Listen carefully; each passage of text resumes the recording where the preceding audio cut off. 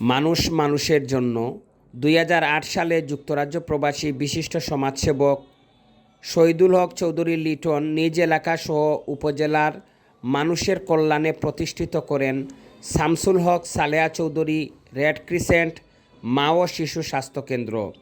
দীর্ঘ ১৪ বছরের চিকিৎসা সেবায় অগ্রণী ভূমিকা রেখে যাচ্ছে এই স্বাস্থ্যকেন্দ্র।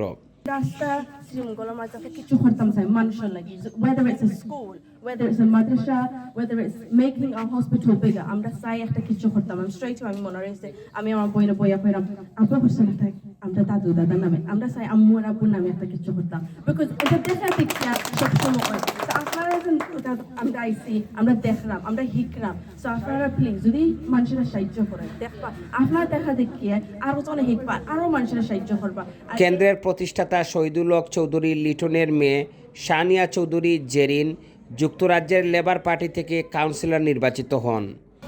যুক্তরাজ্যের কাউন্সিলর সানিয়া চৌধুরী জেরিন স্বদেশ আগমন উপলক্ষে কেন্দ্রের পরিচালনা কমিটির পক্ষ থেকে ১৯ ডিসেম্বর সোমবার দুপুর ১২টা ৩০ এক সংবর্ধনা অনুষ্ঠানের আয়োজন করা হয়। এদিকে ২০ ডিসেম্বর ২০২২ ইংরেজি রোজ মঙ্গলবার বিকাল ৪ ঘটিকায় মৌলভীবাজার জেলা প্রশাসক মীর নাইদ আহসান কেন্দ্রটি পরিদর্শন করেন।